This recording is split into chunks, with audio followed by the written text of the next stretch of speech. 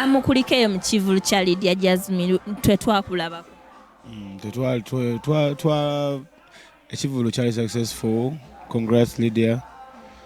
Yeah, just ba promoter balinamu akamanyiro badisrespecting abayimbi naddala nga baze kusupporting abayimbi banaabwe, which is not right. We deserve our respect. Bayimbi bangi nnyo n'abamaanyi nnyo n'abakulu, you know. So nawe abamuto bwabanga muyimbi, you deserve to give him a chance oba ne respect eyo ng'omuyimbi w'eggwanga. Understand? We deserve the respect from the promoters. Yeah, man. Awawe bigambibwa nti no wajja concert nene bakutwala ng'omubbi wa Kasimu ne bakuyisa bubi. It was embarrassing. They disrespected me. Naye tebantwala nga mubbi wa Kasimu. Just they disrespected me, you know, like to tell me to ingira n'omuntu omu when I have na camera wange, cameraman wange, na my manager, like, you know, I'm a brand. I cannot come to, and I was invited to perform, and I came to support my fellow artists.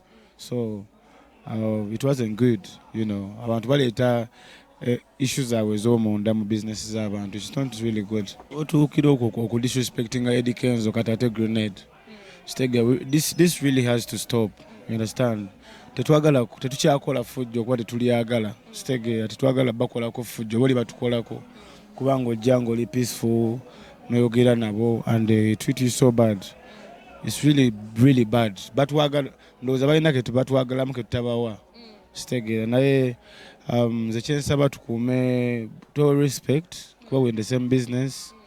Twawulidde nga abayimbi bagamba time to come ngenda ku boycotting aba promoters nga mweteka because mujja ku events ne abayisa. Nabanga kyetaagisiza we will do it. Yeah. Ababitu abatatuwa respect tujja bawa.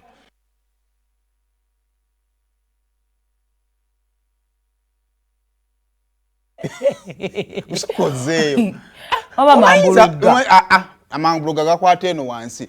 Kubibi ndugo afuna akasende n'otatugamba kasojja wano leero muntu kyakyo omulaba. Tama. Kakati. Mpata kati nga tonnajjaawo. Najja. Promoter katono. Kakati nno sigenda kwogera wato yagala. Ojja kwogera ne katono. Kakati. Kiyensa tusoke tukkiriza abayimbi.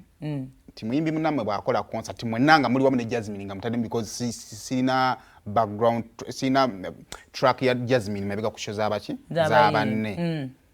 Mulekerawo okulowooza nti mujja kuyamba buyambi bannamwe. Yes. If somebody approaches you na government mbadde nsaba tukole. Bwoba tokole mugambe sijja kukola ki. Bwoba onaakola kikkirize nti ogenda kukola ki. Ojja kukola. Ekyo kigenda kujjawo confusion ebeerawo backstage nga time eyo okuyimba gye badde olina okuyimbirako yatuuse nga toliiwo ate n'otuuka n'ovaliwinga transport wo okusinga munno we yabadde akwetaagira. Kyali kitya kundugwa kubanga nze nalaba feeling nga bamukutadde mu ngoma eŋŋanda nga ndugwa tayimbye. Kakati no I think those it is only Deus yatayimba kuba ino yimba. Kati kiriwe kiti Lydia bwatuula n'agamba abayimbi bagenayo. Omanyi singo leeta obuvuyo backstage ejjule nakola ki abayimbi okulowooza nti supporting a fellow artist they need to come and sing for them. Kimenya nnyo ba stage manager, kimenya nnyo ba promoters. Omuyimbi ajja Deus aze kuyimba nga yekka najja n'abantu abalanga 10 kulokubanga zo kuyimbirako Lydia Jazmine najja n'eggaali n'abantu abalala. That is a lot of money wasted. Ebintu ebyononese backstage okulwana konna okubeerayo because from the start promoter ategeka muyimbi naye abayimbi ne bashuminga oyo muyimbi munnaffe tugenda muyimbirako. Lydia abadde ku bibuvulo ebiwerako era bwe twatuula bwe tuti yagamba nina abayimbi benjagala bakole ki banyimbireko. Sagala bayimbi ba bulijjo ba appearing nga Jazmine yasaba kibijjigiri. Thank you. Jazmine yasaba kibijjigiri of course ne team. Yakula amuwulira. Nga buli omu aleetayo naawe oyo mumuleke oyo ayimbye nnyo wano oyo abantu bamulaba wano. You know n'alonda abayimbi most especially group eri y'abakyala. Abigail mujjira kutava ku bivvulu. Kakati it was a must era ne session yaliwo ey'abayimbi be ya collaborating nabo. True. Era bonna ne baba contactinga. Biniganta tabadde mu ggwanga yali mu kkomera gye mwamukubya ne mugamba singa oba oteereddwa. Actually with Biniganta Lydia Olimba yalukuba naye yali agenda muwa tribute to you are with you wherever you are. Bingata yajetinga in 2 days before the show. Rickman yali ku vacation yali taliiwo. Nze kenyini he's my friend. Kye kimuleta nga tajjeko na bizigo. Era mubuuza rehearsals are going on, where are you? Nangamba I came back yesterday but I'm coming. Rickman last day rehearsals we are rehearsing ira. Abana abayimbi bano abefula ba important bano ba grenade. Babakubira mu rehearsals tebajja. That is one thing. Ne grenade sijjukira kwasi zi rehearsals zonanti naza attending asima ba rehearsing. Naye ngo luyimba lwali rehearsed. Era sometimes ngali diagama oyajja kujjamu oyajja kujja. Naye nga abayimbi bona Lydia be rehearse be yakola na collabos waliwo session.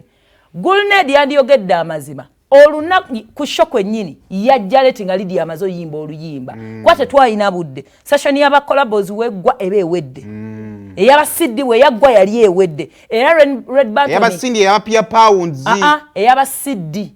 Anti. Okay. Red Banton y'omu ku bayimbi abali balina oyimba najja late twamugamba oti. Namulaba eno mu VIP. Thank you. Next Sydney session yali eweddeko. Yali wa Sydney. Yes. Oyo yennyini Deus akimanyi bulungi era bwe yetondera ne Lydia namugamba I'm sorry I came late. Namugamba ne tewali kyakola session yaweddeko. Kati tugenda ku ndala. Mwotali si bino byakujja nti nze buno budde bwe ngendo yimba no si bwe kyali. That's why abantu appreciating ambu shali organized because buli kimu twakigira kati ayogera amazima. It has nothing to do with promoters. Tisigwe baagana kale Kenzo baamugana. Kati Kenzo kubanga mu format yaffe twagamba abayimbi abayimba buli lunaku beewumuzeemu abatava ku Africana. Kuluno kye twali actually something kye twagala. Kenzo ne basi. Abayimbi bayigo kwata sente. Bagule ku tebo bawagire muyimbi munnaabwe. So tebo yamu yali ya nyondo. Si nyondo. You either buy or don't come. Sibi yakujja muno. Balabire ku TV. Sibi yakujja ntino ndi muyimbi za supporting muyimbi munnange njagala tebo. That's not how it works. Abayimbi pia yagula tebo. Ngajja n'abantu bangi bagula tebo.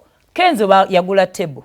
Yagula. Era ka tebo yaliko abantu 8 we bawera basigadde yamanji yabateeka. Fete bitukwatako. Fete abatikesi zaabwe 8. Zena yala kutuza akaba munenga tuina uwaini waffe nga bayinza omunywa.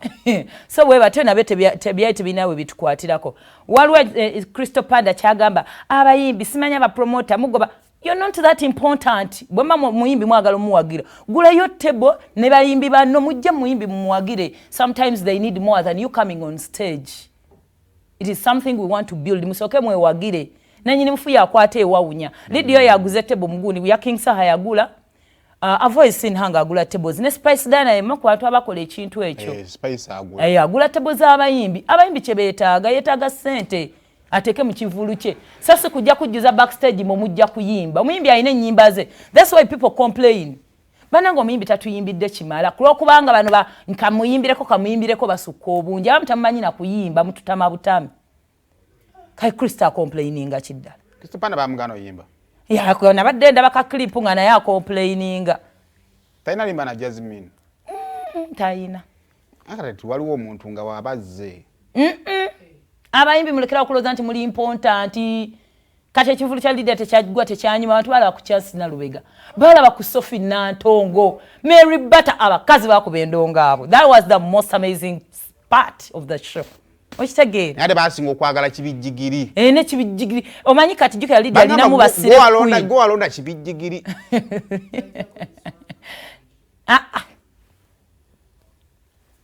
Tiekyo. Olutambula mu basala